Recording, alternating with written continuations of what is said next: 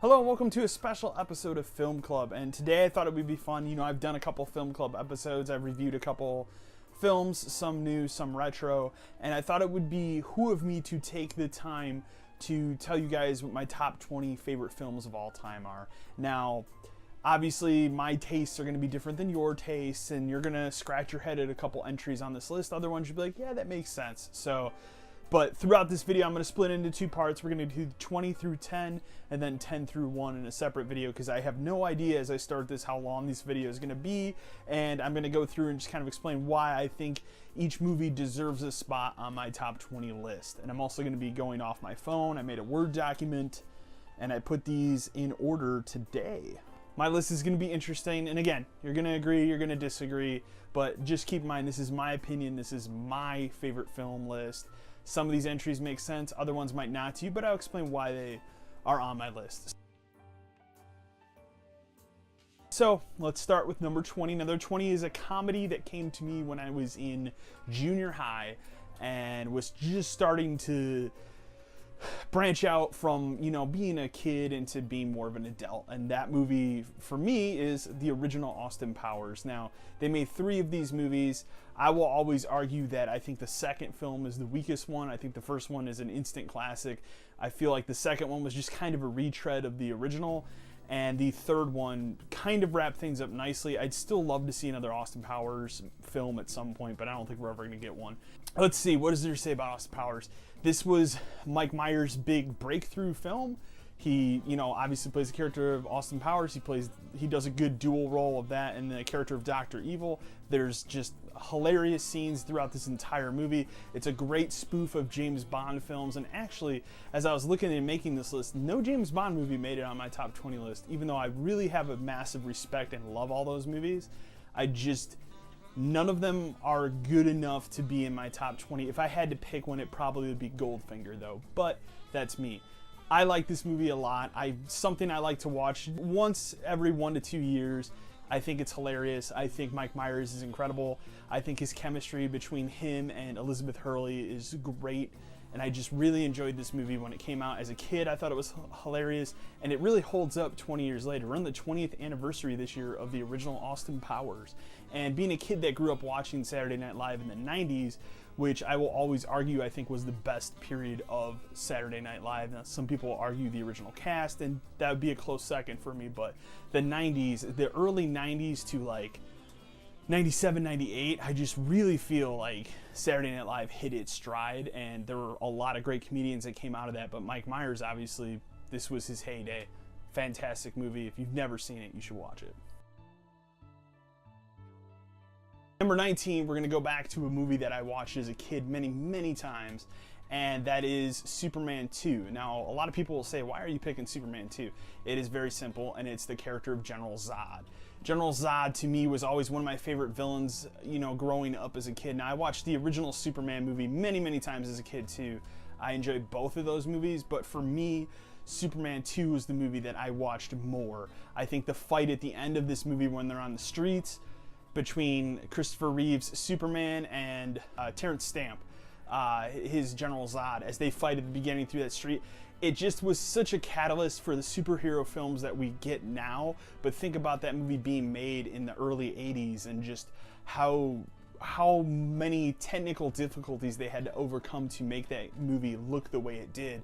I mean, you really believed that a man was flying in those movies.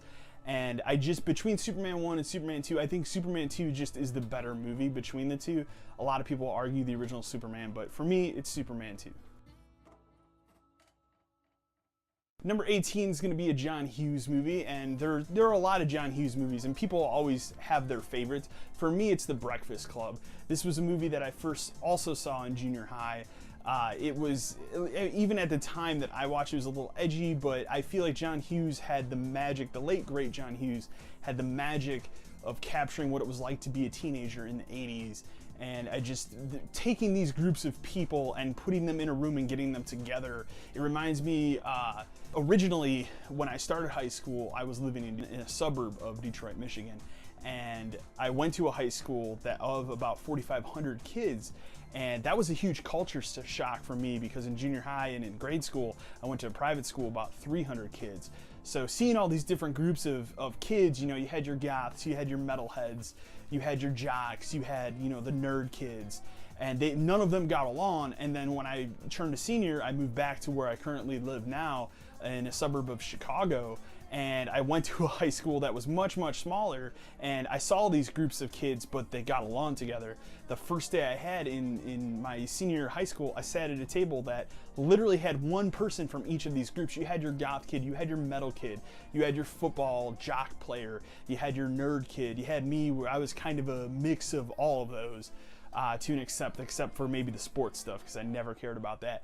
So, and that's what I enjoy so much about this movie, is it takes those groups and it throws them into a situation where they all have to get along with each other.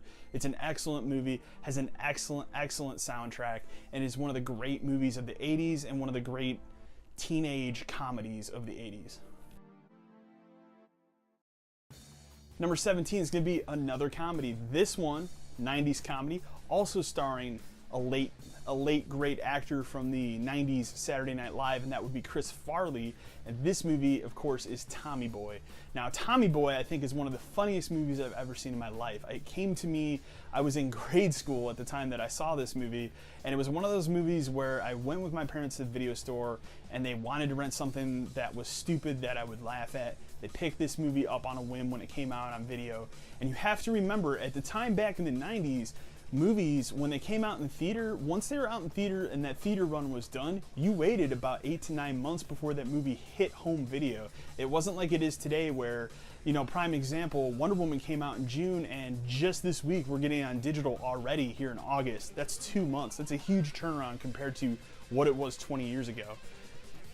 Tommy Boy, I think, excels at being a comedy because it takes the best strengths of what made Chris Farley so funny and it uses them to their advantage. His on-screen chemistry with David Spade was always something that was fantastic on Saturday Night Live, and they both play off each other so well, and that's why I think pretty much every single joke in this movie works. It is hilarious, it's instantly quotable, and it's one of my favorite movies of all time. I watch it probably once a year. It's one of 2 movies that I usually watch when I get sick and I just need something to laugh about.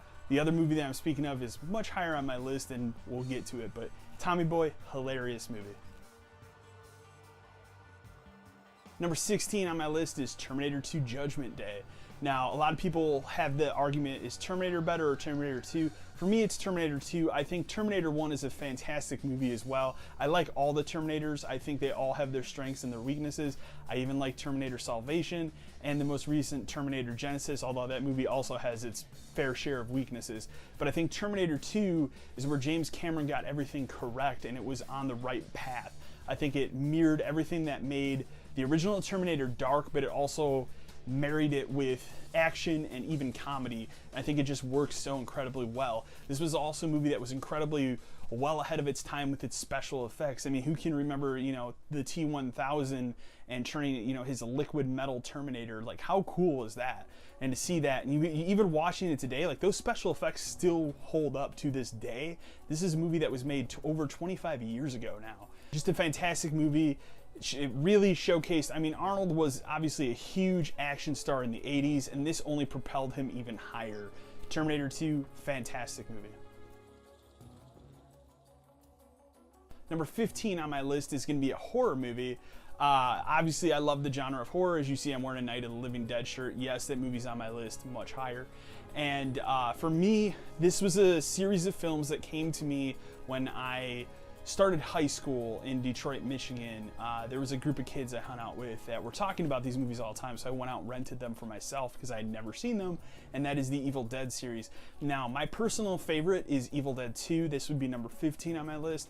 I like Evil Dead, the original Evil Dead, a lot. I like Army of Darkness. I like even the remake, the 2013 remake of the original Evil Dead, but for my money, Evil Dead 2 is my favorite. Evil Dead 1 is really good. It's a really scary, really gruesome for the low budget that it is, horror movie, but what I like about 2 is it marries horror and comedy together so incredibly well.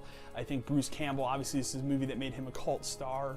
So he was a character in the original movie, but his character wasn't as big or as much of a deal as it was in this movie. Now this movie is kind of a sequel slash remake of the original Evil Dead, but I think, and the special effects are good. And again, you have to remember, this was a movie that was made on a shoestring budget, but everything about it works so well. And when it has its comedic moments hit on par every single time. So I love this movie. Easily makes my list at number 15.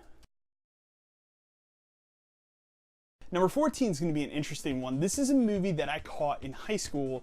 If you'll have to go back a couple years with me.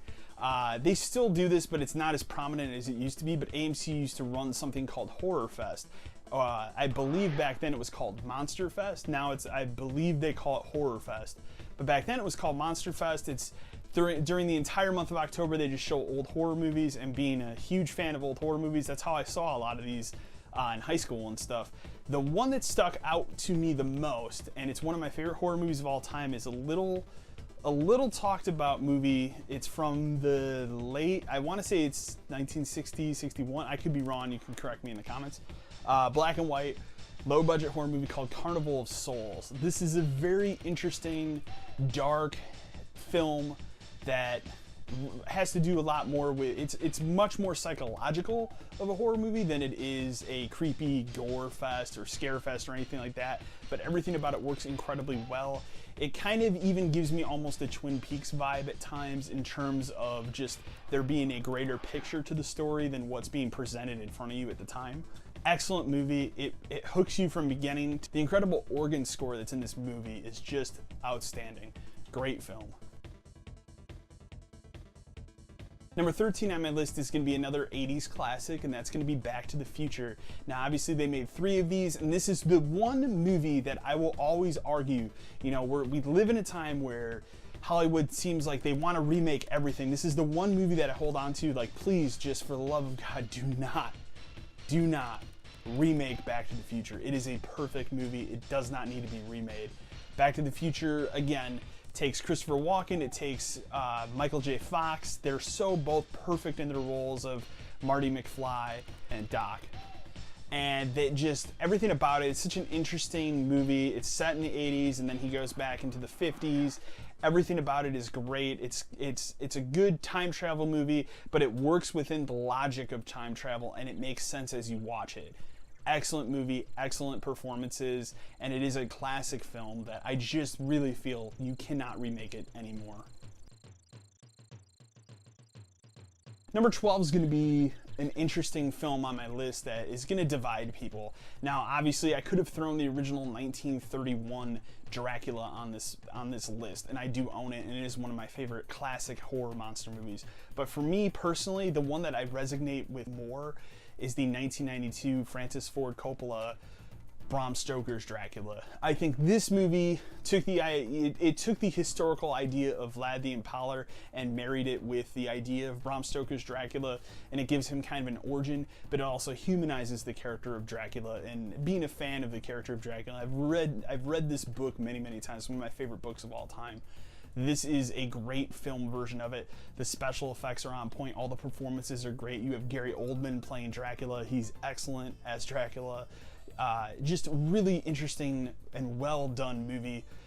And again, they really humanize the character of Dracula in a way that I don't feel they've done in other Dracula movies, and it was done with such a big, massive budget. And this is one of those last movies, you know, they don't make a lot of Hollywood movies anymore on big Hollywood sets. So it really has that grand feel to it the entire time that you're watching it.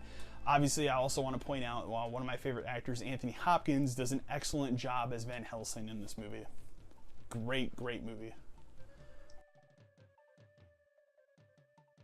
Finally, at number 11 on this list, before we end part 1 of this video, is going to be the 2006 Martin Scorsese movie, The Departed.